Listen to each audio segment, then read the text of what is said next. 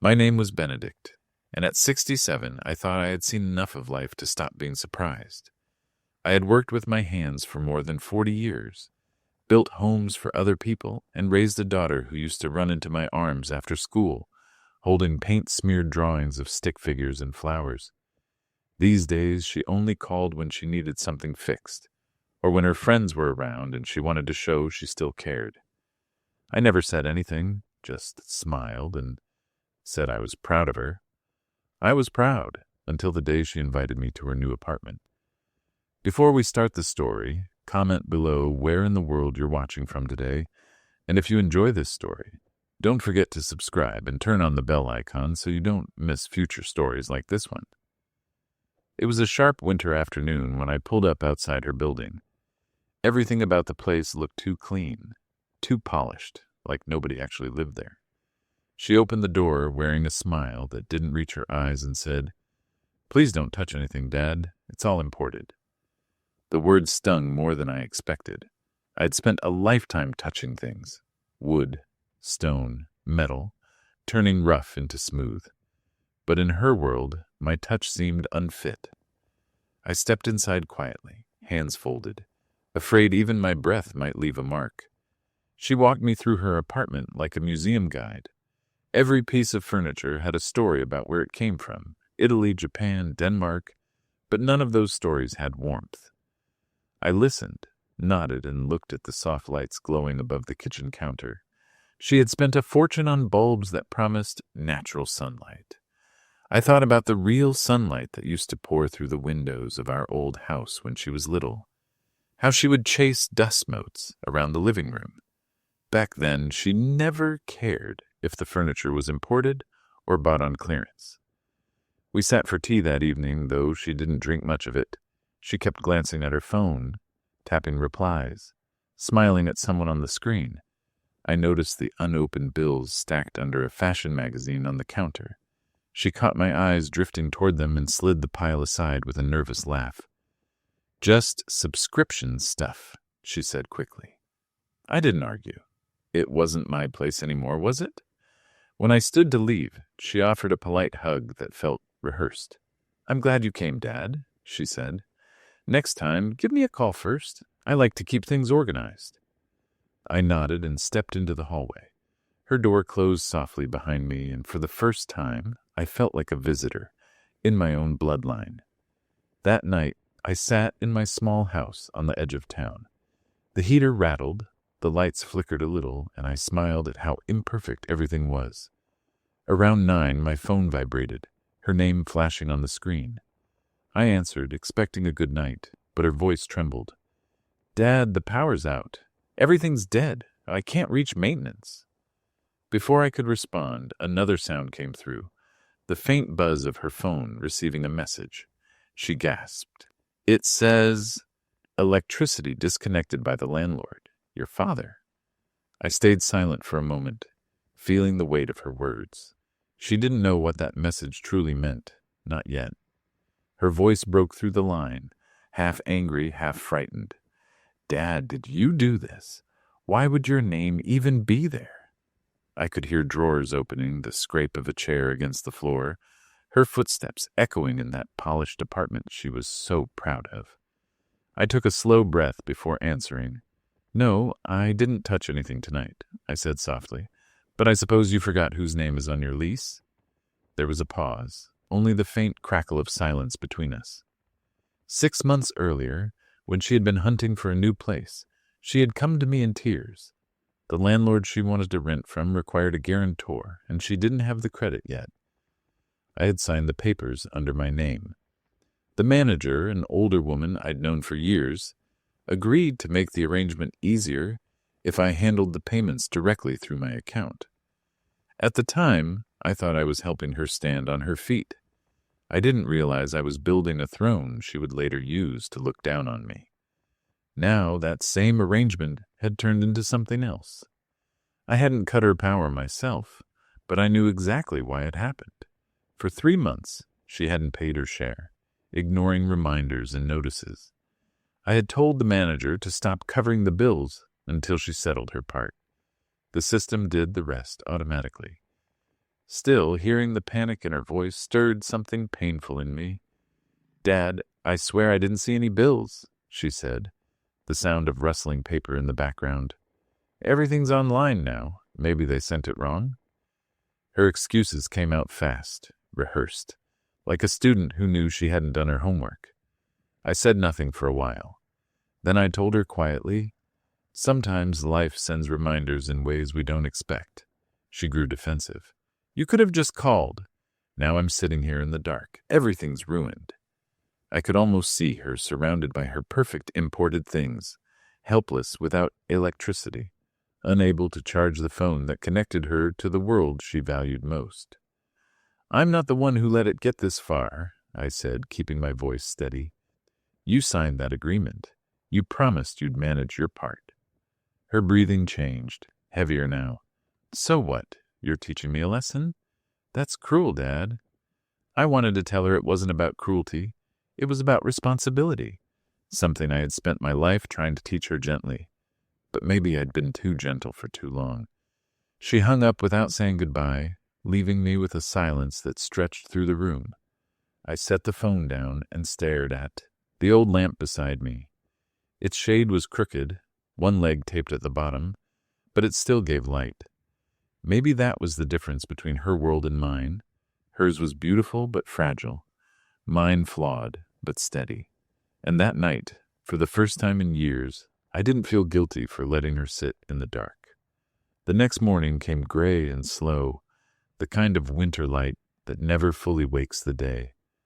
I brewed my coffee and sat by the window, watching the frost melt off the fence. My phone sat silent on the table, the screen dark. I thought she might call again, but hours passed with nothing.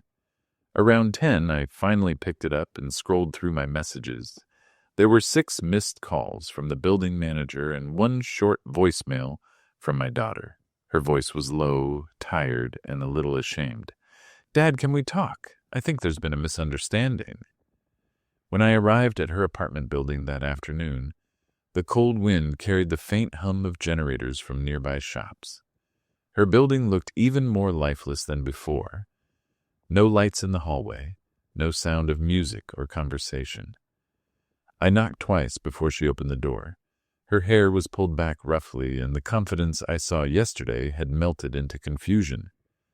"The whole night I was freezing," she said quietly, stepping aside to let me in. "I had to use candles. Everything's spoiled in the fridge." I nodded, glancing at the countertops. The imported surfaces looked dull in the daylight, fingerprints everywhere. The proud orders she once guarded had fallen apart overnight. I walked toward the window, saw the orange notice taped outside, utility disconnection pending settlement. I had seen hundreds like it during my years managing properties. She followed my gaze and sighed. "I was going to pay, Dad. I just thought maybe you could handle it like before. I've been waiting for my bonus." That word "before" struck me harder than I expected. For years I had been her safety net, paying overdue rent, fixing appliances, signing papers she forgot to read. I had told myself it was love, but now it felt more like habit. I turned to her and said, "You're not a child anymore. You live in a place where every little thing costs money. If you can buy imported curtains, you can pay for the power that lets you see them." She bit her lip and looked away. "You're making it sound like I'm ungrateful." "I'm saying you can't build a life on appearances," I answered. "It'll collapse the first time the lights go out." Her eyes flashed with hurt pride, but she didn't argue.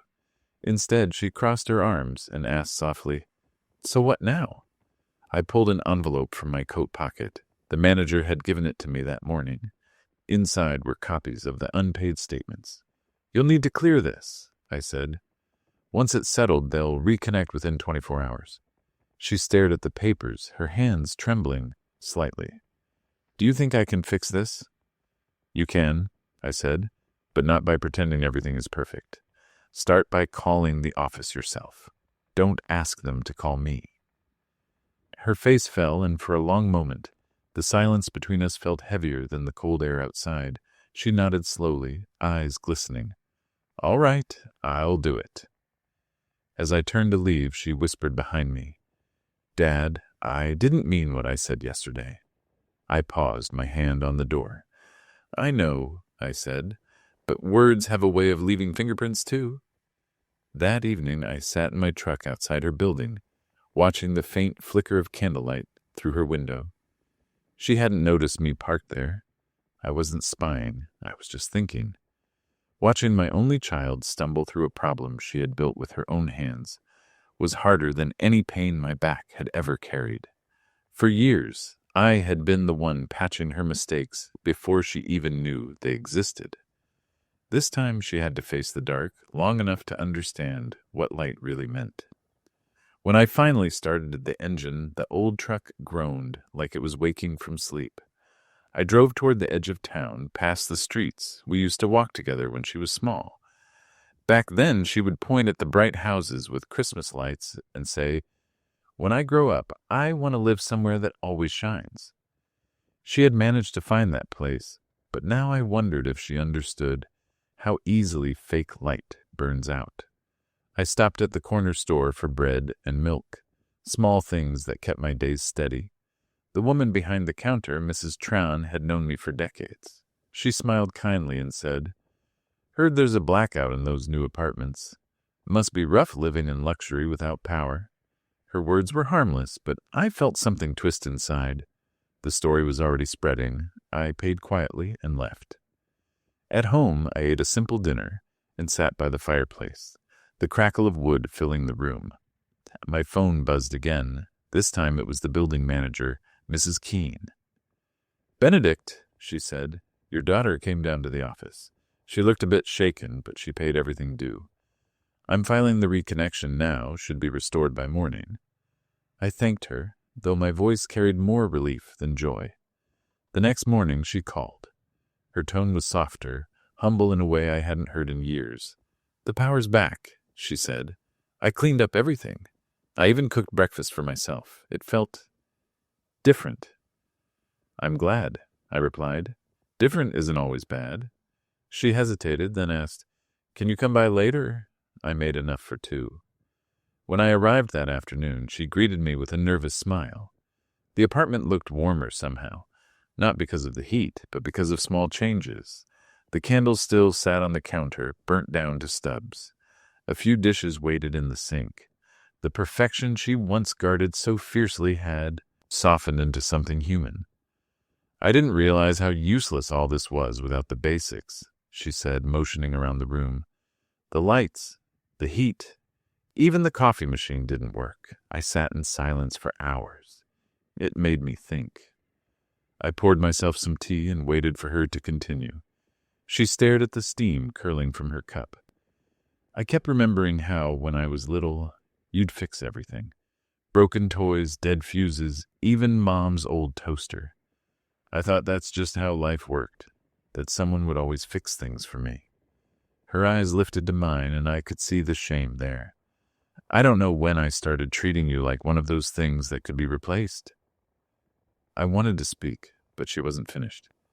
"I said terrible things, Dad, about your hands, your old house, the way you live. I thought success meant never having to live like you did. But last night, when I sat in that dark room, all I could think about was how warm your house always felt, even with the flickering lights and peeling paint." I leaned back in my chair. "Warmth isn't something you buy, child. It's something you keep alive." She wiped her eyes with the sleeve of her sweater. "Can I start again?" "You can always start again," I said. "But starting over doesn't mean forgetting. It means remembering what you lost and choosing to do better." We sat quietly for a while, and the hum of electricity filled the silence. It wasn't just the lights that had come back on. It was something deeper, something she had left behind a long time ago. As I prepared to leave, she walked me to the door. "Dad," she said softly, "thank you for letting me sit in the dark." I smiled faintly. Sometimes the dark is the only place where people finally see the truth. When I stepped outside, the sky was heavy with clouds, but a faint ray of sunlight broke through. For the first time in years, I didn't feel like a landlord signing papers or a father carrying guilt. I felt like a man who had finally given his daughter the one thing money could never buy: understanding. A week passed quietly after that night. The air had turned colder, but inside me there was a warmth I hadn't felt in a long time. My daughter called more often now, small calls, nothing dramatic, sometimes just to ask how to make soup the way her mother used to, sometimes to tell me she'd managed to fix something in the apartment herself. Each call felt like a piece of our bond returning, slow but steady. Then one morning I got a letter in the mail. It was from the property management office. They wanted to inform me about a change in policy. Late payments would no longer be excused for tenants under my ownership. It was standard procedure, nothing personal, but I smiled as I read it. There had been a time when that rule would have made her panic, but now I knew she would read it, accept it, and plan ahead. I was proud, before I even told her. That weekend she invited me again, this time for dinner. I didn't expect much, maybe takeout or a fancy meal she ordered online. But when I arrived, the smell that met me was something I hadn't felt in years. The scent of garlic, onions, and tomatoes cooking on a stove. Real food, real effort. She stood in the kitchen, sleeves rolled up, apron a little crooked, trying to stir sauce without burning it. I followed one of Mom's recipes, she said with a shy laugh. It doesn't look like hers, but it smells close. I looked around. The apartment still had all its imported things, but now it looked lived in. The shiny coffee table had a few coasters scattered carelessly. The couch had a blanket thrown over it, and a little plant leaned toward the light on the windowsill. I felt the stiffness of the place fade away. We ate together at the small dining table. She kept the conversation light at first, asking about my work and the old neighborhood, but as the meal went on, her voice softened. I've been thinking about that night, she said, the one when everything went dark. I know it sounds strange, but I think I needed it. I didn't realize how blind I'd become. I nodded slowly, letting her speak. I used to think the more expensive something was, the better it made me. That's why I kept buying things, kept trying to prove something. But when the lights went out, all those things couldn't do anything for me. I sat there, surrounded by beauty, and felt completely useless. That's when I realized I had turned my back on everything real. I didn't even have candles until I found a few old ones in a drawer. Can you believe that? She smiled through the sadness, and I saw the little girl she used to be, the one who laughed at burnt cookies and mismatched plates. I don't expect you to forget how I treated you, she continued. But I want you to know, I see things differently now. I know what really matters. I leaned forward, resting my hands on the table. That's what life does. It teaches us the hard way. You can't appreciate warmth until you've been cold, and you can't respect light until you've sat in darkness. She looked at me thoughtfully, then asked, Do you think Mom would be proud of me now? I felt a lump in my throat. She would, I said after a pause, because she always said the same thing. You don't fail when you fall. You fail when you refuse to get up. Tears shimmered in her eyes, but she smiled anyway. I guess I finally got up then. After dinner, she packed leftovers for me and insisted I take them home.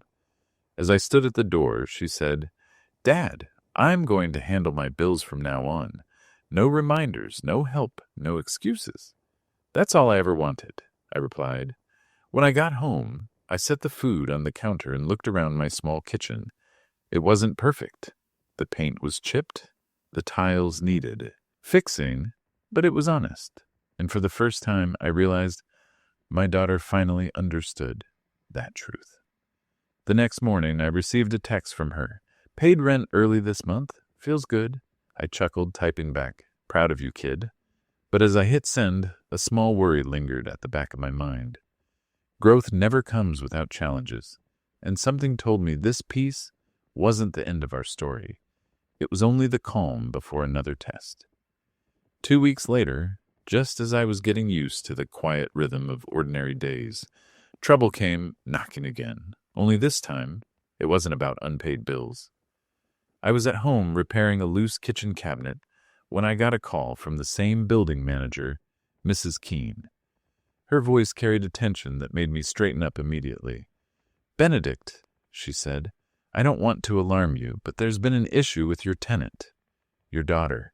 Nothing dangerous, but I think you should come by." My stomach tightened.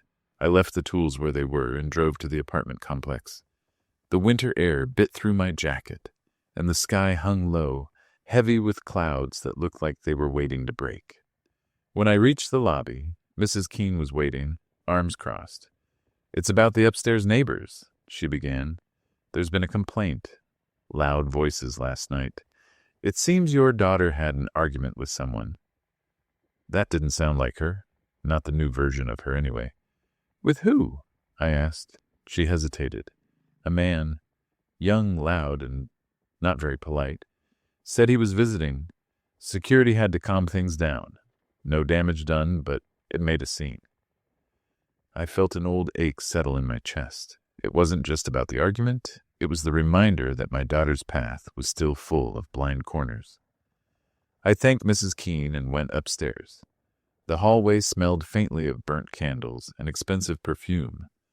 I knocked once, and she opened the door almost at once, as if she had been waiting. Her eyes were red, and her hair hung loose, untidy. "Dad," she said softly, "I didn't think you'd come so soon." "I got a call," I replied. "Want to tell me what happened?" She stepped aside, and I entered. The apartment looked the same, but carried a strange tension, like the air hadn't settled since last night. A broken mug lay in the trash, its handle sticking out like a wound. She sat on the couch and began to explain. "He was someone from work," she said. "We were supposed to plan an event together. He came over for coffee and we argued about money, company expenses. He started yelling, saying I acted better than everyone. I told him to leave, but he wouldn't. It wasn't what people think." I studied her face. She was telling the truth, but there was more hiding beneath it, something deeper than just a workplace disagreement. "And you didn't call security yourself?" I asked. She shook her head. "I thought I could handle it. I didn't want to make it worse. I didn't want to look weak." Her words hit something in me. Pride again, that old shadow she had inherited from me. I had spent my life pretending I could handle everything too, never asking for help until it was too late. Maybe she had learned that from watching me. "I'm not angry," I said quietly, "but you don't need to prove strength by standing in chaos. Real strength is knowing when to step back." She nodded, her eyes filling with tears. "I know. It just scared me, Dad." For a second I felt helpless again, like that night when the lights went out. I thought I'd moved past it, but when everything went wrong, it all came rushing back. I sat beside her, my voice gentle. That's how life works. It tests what we've learned again and again until the lesson sticks. You're not failing, you're just learning the next part. She leaned her head on my shoulder. It reminded me of the times when she was small and would come to me after bad dreams. But this time, it wasn't a child seeking safety. It was a woman realizing that safety wasn't just walls and locks. It was knowing her own worth. After a few minutes, she whispered, "I'm sorry you had to come here for something like this." "I'm glad you called," I said. "It means you didn't hide this time." That night, before I left, I helped her sweep the kitchen floor, put the broken mug pieces into a small paper bag, and take out the trash. She watched quietly, and when I was done, she said something that caught me off guard. "When I was little," she murmured, "I used to think that being grown up meant having fancy things. But now I think it just means knowing when to let someone help you clean up the mess." I smiled. That's a good start. As I drove home, snow began to fall, soft and steady. The road glowed under the streetlights, and I felt an odd peace settle in me. My daughter was far from perfect, but she was changing. Maybe she would stumble again. Maybe I would have to remind her where she came from. But for the first time in years, I didn't feel like I was losing her. I felt like we were finding our way back to something we'd both forgotten, the quiet comfort of honesty. And somewhere in that quiet drive home, I realized something else too. Sometimes love isn't about holding on tighter. It's about learning how to let go, just enough for someone to stand on their own. The snow kept falling for the next several days, thick and steady, painting the streets in silence. I didn't hear much from her that week, but I wasn't worried this time. Some silences aren't about distance. They're about someone taking the time to breathe. On Friday evening, as I sat near the fireplace with a book I wasn't really reading, the phone rang. Her voice on the other end carried that same quiet strength I'd started to recognize. "Dad," she said, "I've been thinking a lot. This week. Can you come over tomorrow morning? There's something I need to tell you." The next day, I made the drive early. The roads were slick, the world still wrapped in snow, but the sky was clear, sharp blue. When I arrived, she was already waiting by the door, wrapped in a sweater that looked too big for her hair tied back neatly this time. The moment I stepped in, I noticed something different. The apartment wasn't polished to perfection anymore, but it felt warm. The smell of cinnamon and baking filled the air, and sunlight fell across the rug in long stripes. "I made breakfast," she said, smiling shyly. "Nothing fancy, but I thought we could eat together." We sat at the small table. She had made pancakes, slightly uneven, a few too brown on the edges, but they were good. Real, not showpieces. Between bites, she looked at me with a seriousness that told me this wasn't just a meal. "Dad," she began, "do you remember when I told you I felt helpless that night when the lights went out?" I nodded, waiting. Well, that night didn't just scare me. It opened my eyes. I started thinking about how easily I depend on others, not just for comfort, but for identity. For a long time, I've been living as if other people's opinions were the electricity that kept my life running. When it went out, I realized I didn't even know who I was without the glow of other people's approval. Her words came slow, careful, like she was building something delicate out of truth. "I don't want to live like that anymore," she continued. "I've been saving up. I'm planning to buy a small place of my own. Nothing big, just enough. I'll handle it all myself this time. I wanted you to know because, well, you're the reason I can even think this way now." For a long time, I couldn't find the right words. Pride and sadness fought quietly inside me, but pride won. "You don't owe me that," I said finally. "All I ever wanted was to see you take responsibility for yourself. You've done that." She smiled, but there was still something unspoken in her eyes. "There's one more thing," she said. "Remember that man from work? The one who argued with me? He came by again yesterday.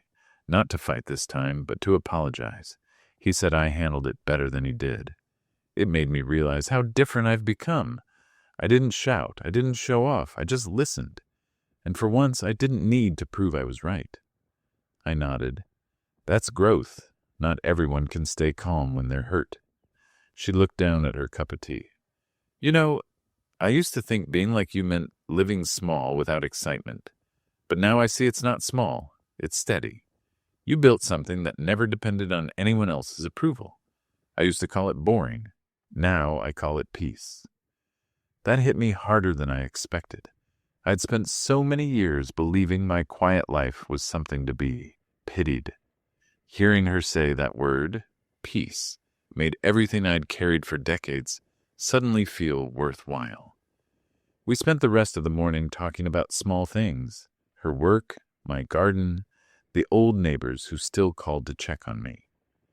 When it was time to leave, she walked me to the door again, the same way she always did now. Before I stepped out, she said, "Dad, next week I'm going to meet the landlord to discuss transferring the lease officially into my name.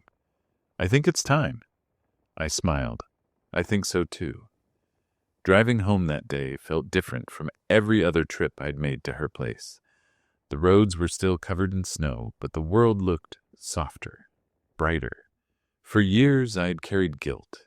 Guilt that maybe I hadn't raised her right. Guilt that her pride was somehow my failure. But watching her take those steps, owning her mistakes, choosing her path, was like seeing sunlight melt the frost on a long, cold roof. That night, sitting alone in my chair, I poured myself a small glass of whiskey. The fire crackled low, and for once the silence didn't feel lonely. It felt earned. I realized then that the hardest part of being a parent isn't teaching your child how to stand. It's learning when to stop holding them up.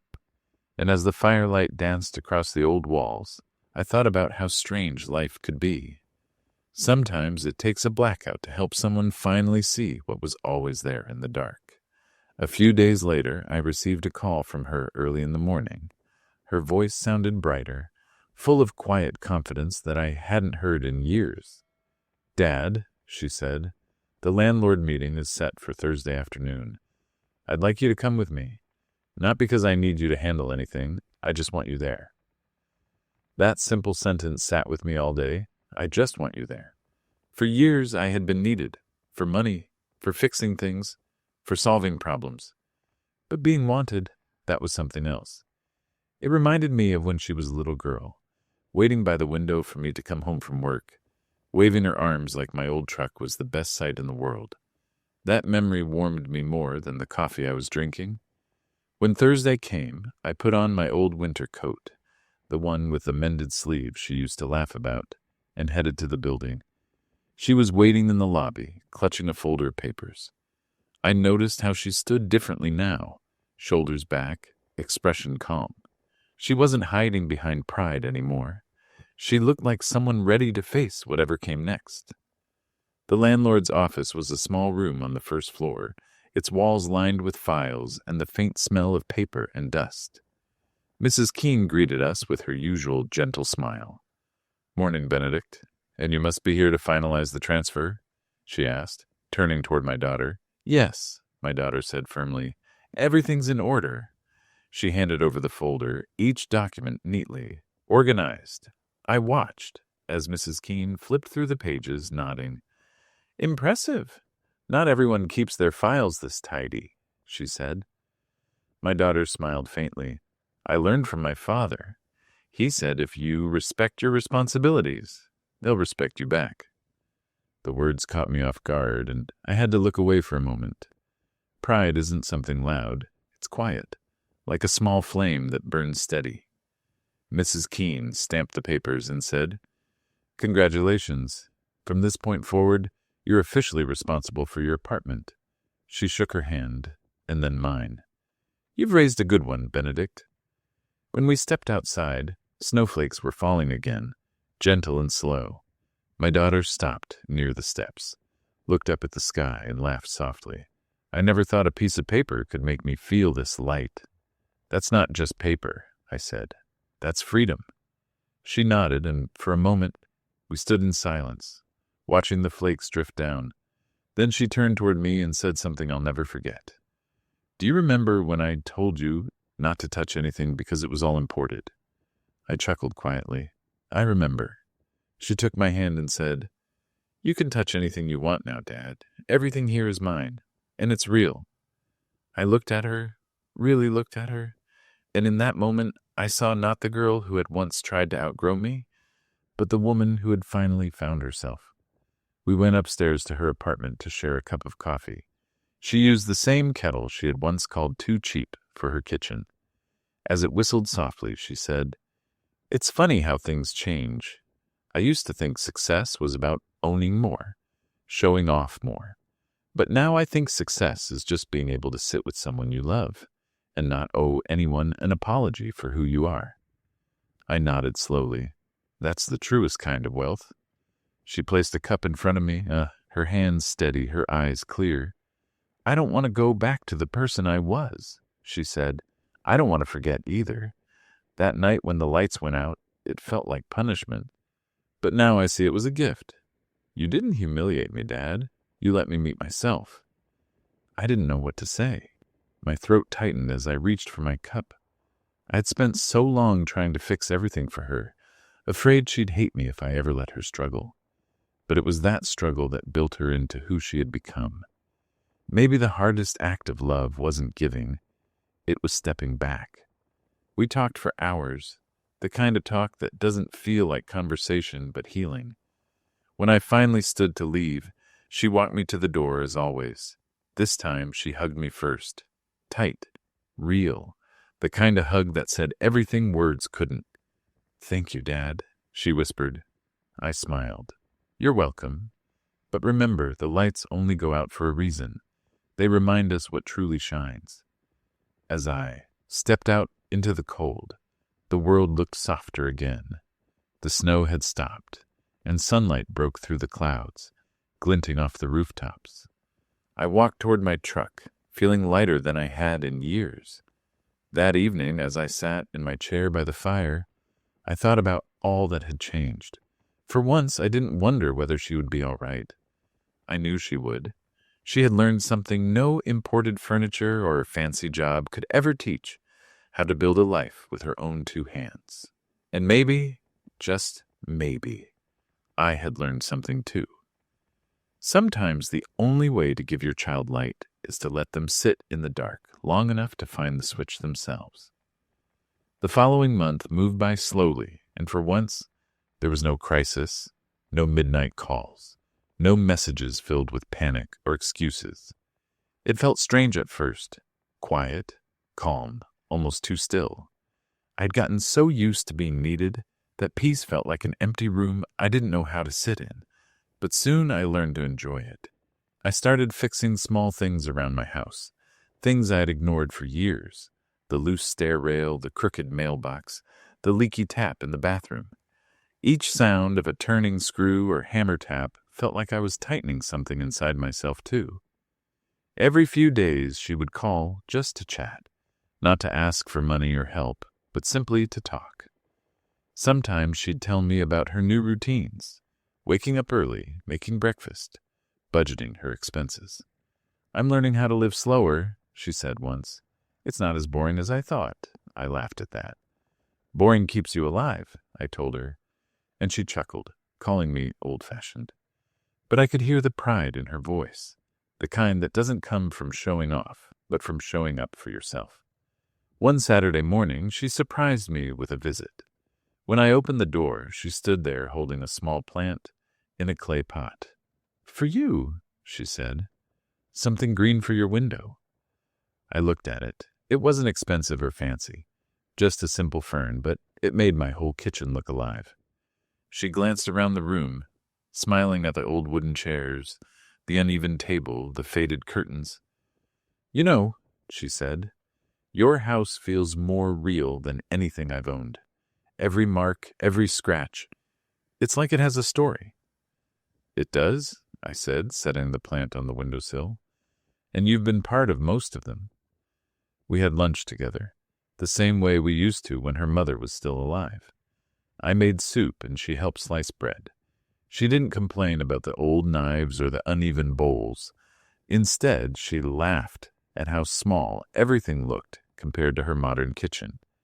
"It's strange," she said, "how comfort looks different when you stop pretending." After lunch, she showed me something she had been working on. Out of her bag, she pulled a worn notebook filled with sketches and notes.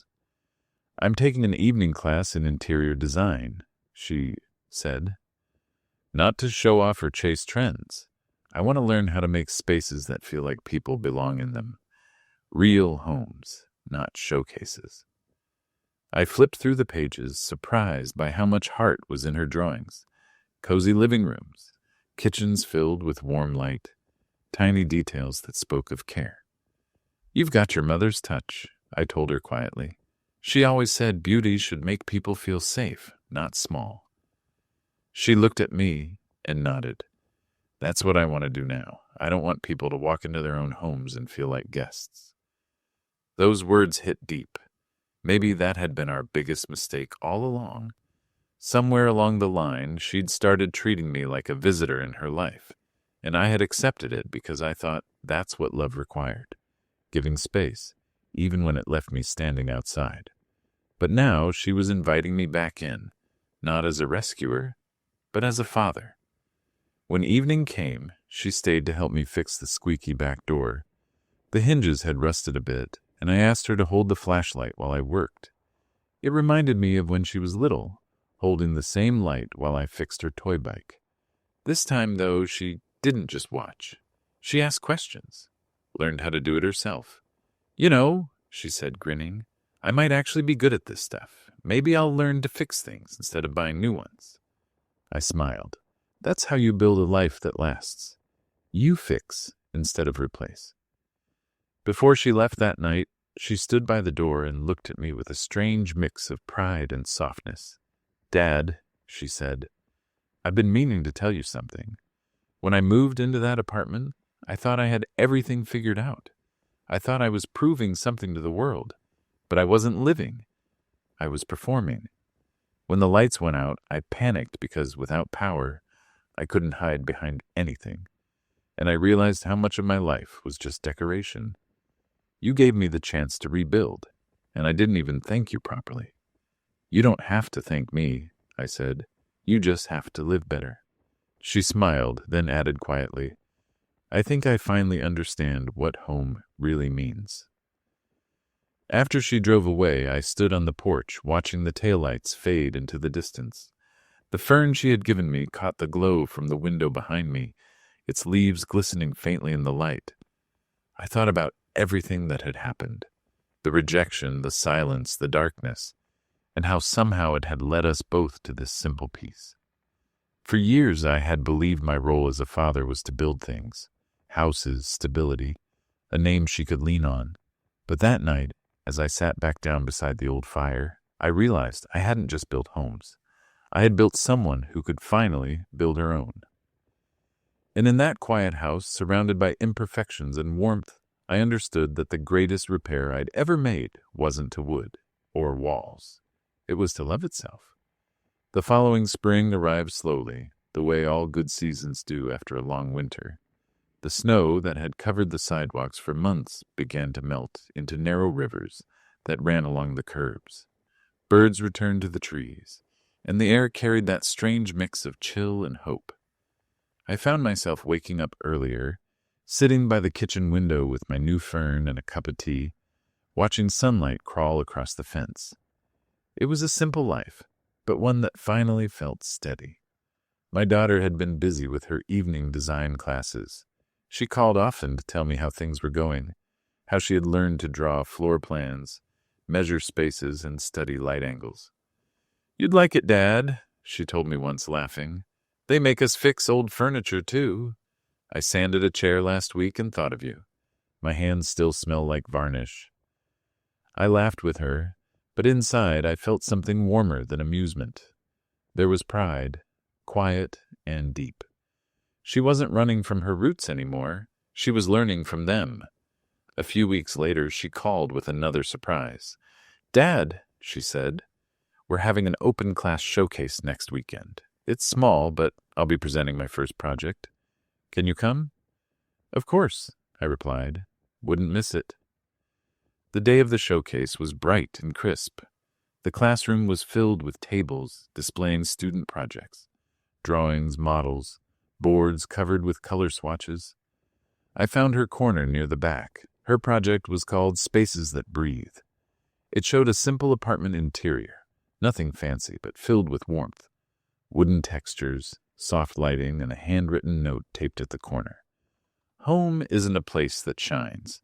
It's a place that holds you when you dim. I stood there for a long moment, reading those words again and again. When she noticed me, she smiled. "Do you like it?"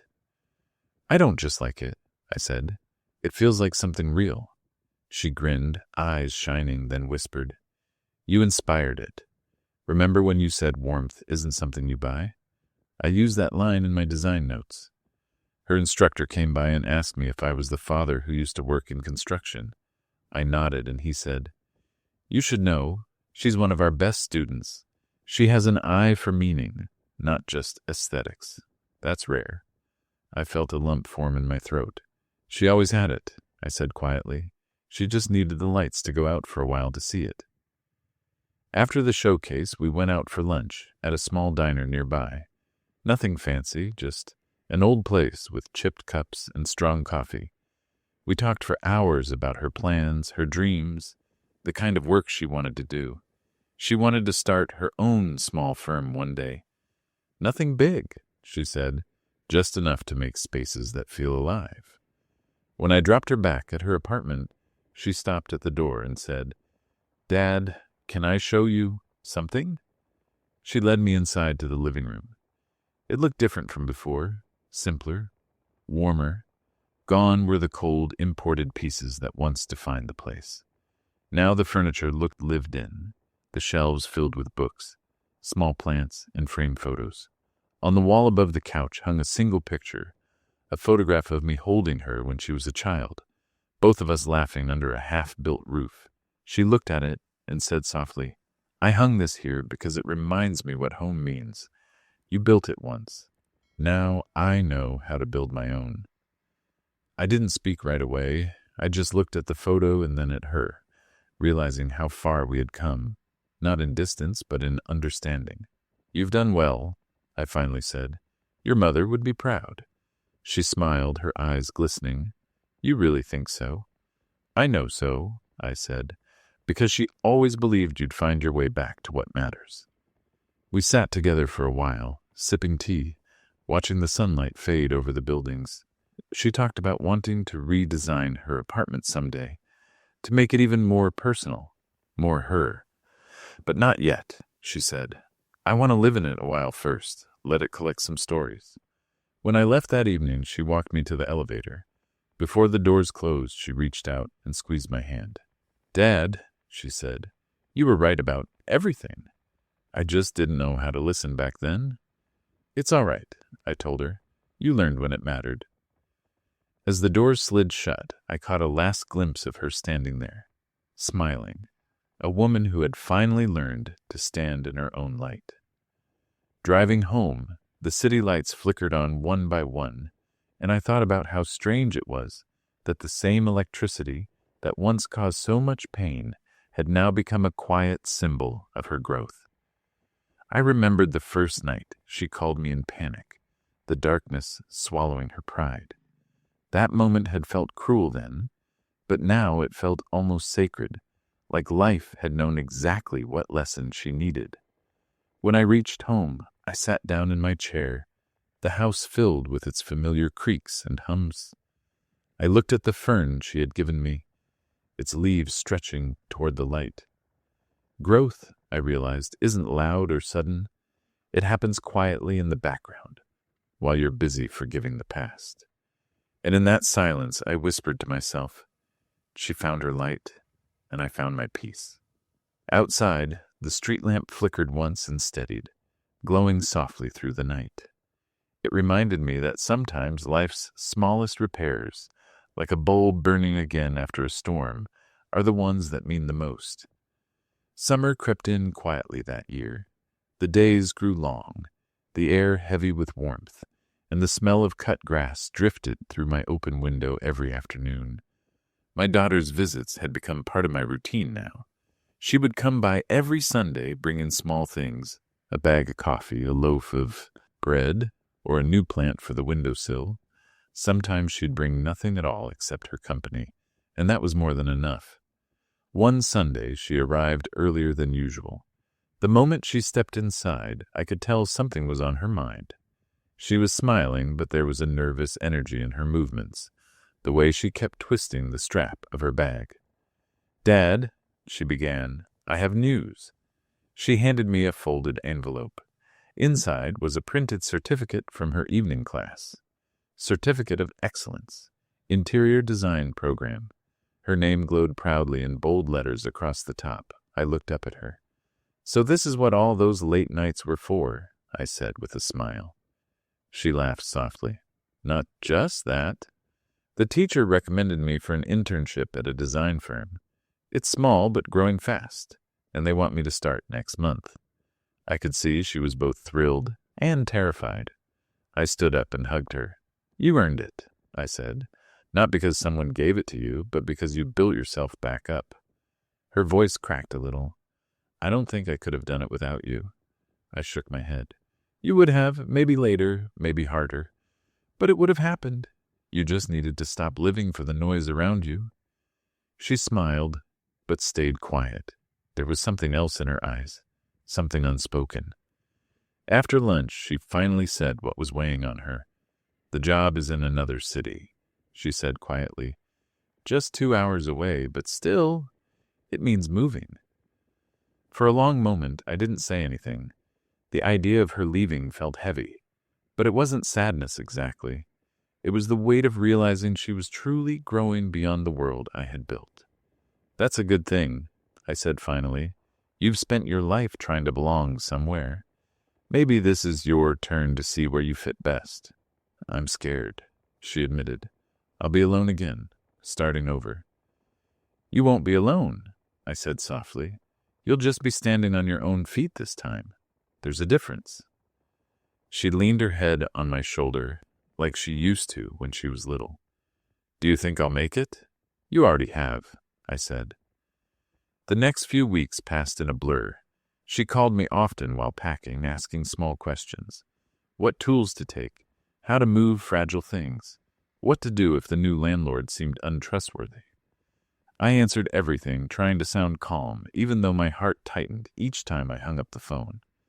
On her last night before the move, she invited me for dinner. When I arrived, her apartment looked different again, half-empty boxes stacked neatly against the wall. She had cooked her favorite childhood meal, something simple but full of memory. As we ate, we talked about her plans. She told me about the apartment she'd found in the new city, a small place near a park, and how she wanted to decorate it with things that meant something instead of things that just looked expensive. After dinner, she brought out a small wrapped box. For you, she said. Inside was a framed picture, a sketch she had drawn herself. It showed a humble kitchen, sunlight spilling across an old wooden table, a man sitting with a cup of tea and a fern by the window. At the bottom, she had written, in her careful handwriting, "Home isn't built with walls, it's built with understanding."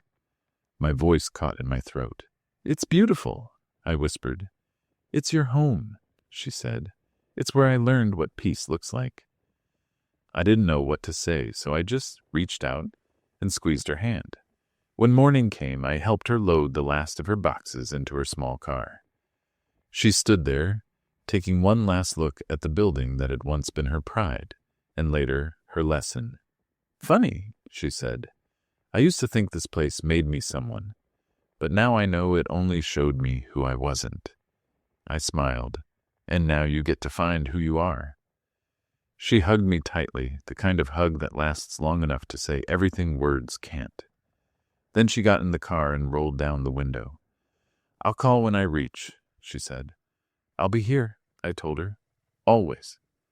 As her car pulled away, the morning light hit the windshield just right, and for a second I could see her reflection in it, smiling, brave, moving forward. I stood there until she turned the corner and disappeared. That evening, the house felt quieter than it had in years. I walked into the kitchen, set the framed sketch on the counter, and sat down beside it. The fern she had given me had grown taller, its leaves reaching higher toward the sunlight. I thought about all the years that had brought us to this moment, the distance, the pride, the silence, the lessons learned in darkness. I realized something then. Parenthood doesn't end when your child leaves home. It changes shape. It becomes less about guidance and more about faith. Faith that the love you gave, even when it went unnoticed, will light their way long after you're gone. The phone buzzed just as the thought settled in my mind. It was her, sending a photo of her new apartment. It wasn't fancy. White walls, a wooden chair, a table, a small plant by the window. "Not imported," her message read, "but it's mine."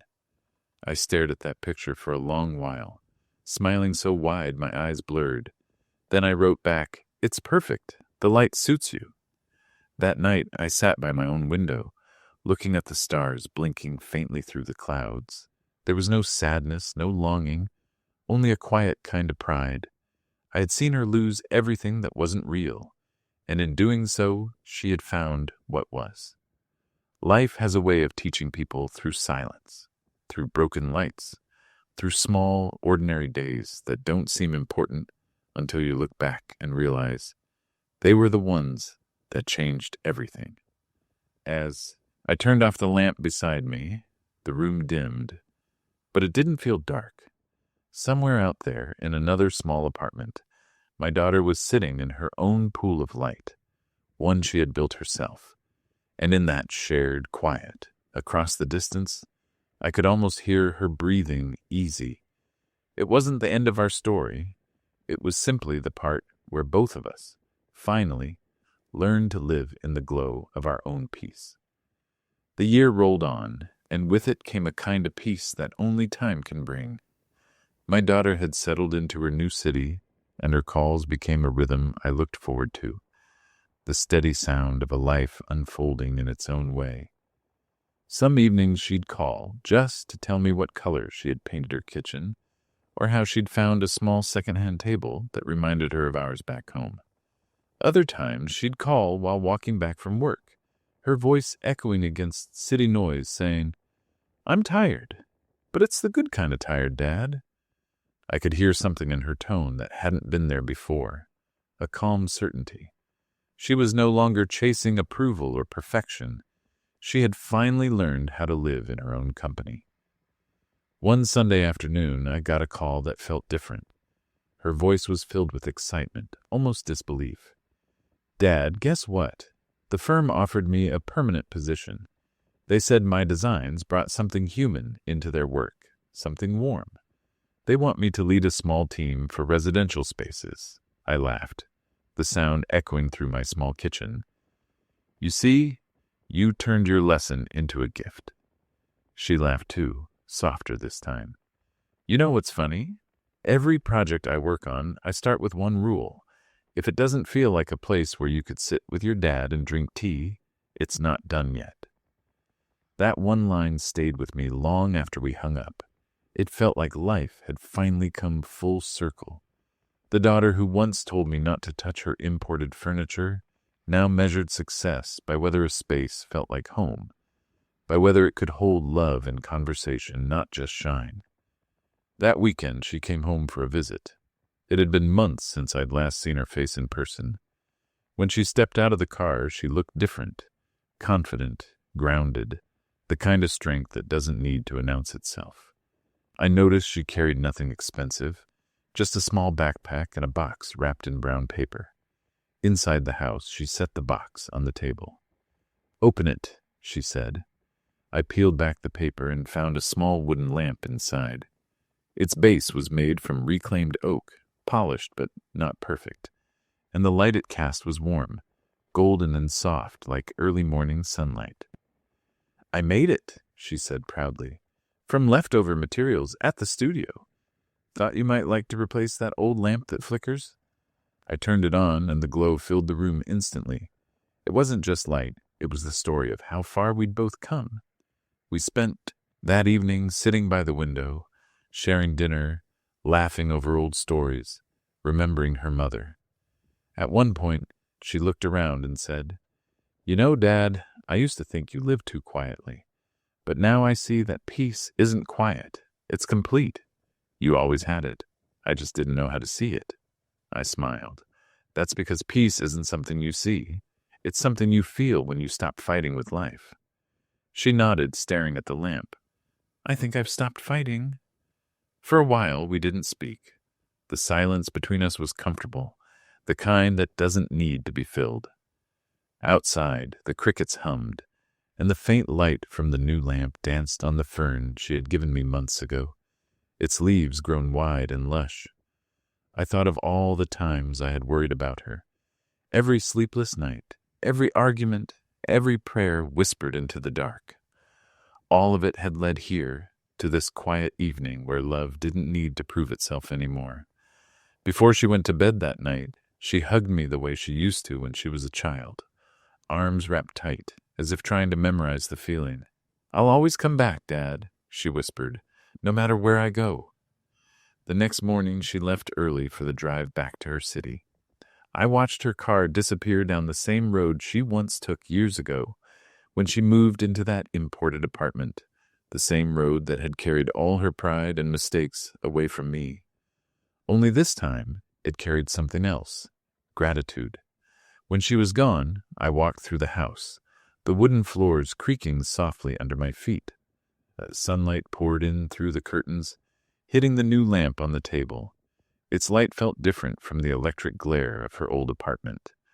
This light had a story. It was made, not bought. Earned, not imported. I stood there for a long while, thinking about all that had happened. The arguments, the silence, the painful lessons that only darkness could teach. If someone had told me years ago that cutting off the power would turn on a light in both our lives, I wouldn't have believed it. But that's the way life works, doesn't it? Sometimes the kindest thing you can do for the people you love is stop rescuing them and let them learn how to rescue themselves.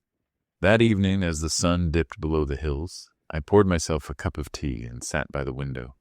The fern brushed against the glass. The room glowed soft and warm, and I thought about what home really meant. It wasn't the furniture, the walls, or the perfect surfaces. It was the moments you sat in the quiet and realized you had everything you needed, even if everything wasn't perfect.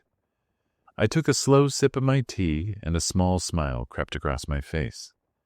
My daughter was out there, living her life, building her spaces, helping others find their own sense of belonging, and I, in my small house with my imperfect lamp and my growing fern, had found mine. Before turning off the light, I looked around once more and said softly, "We both made it." Then I leaned back, listening to the hum of the lamp and the whisper of the wind outside, feeling grateful that even in the dimmest moments, love had never truly gone out. It had only been waiting to be seen in the dark. If this story touched your heart, don't forget to like the video and subscribe for more heartfelt tales about family, forgiveness, and the lessons life teaches us when we least expect it. Share your thoughts in the comments. Have you ever had a moment where distance helped you or someone you love finally understand each other? Your stories matter here. And if you want to hear more stories like this one, where pride meets redemption and light finds its way through the dark, make sure to turn on notifications so you never miss the next story. Because sometimes the simplest stories remind us of the biggest truths, that love never disappears. It just waits for the right moment to shine again.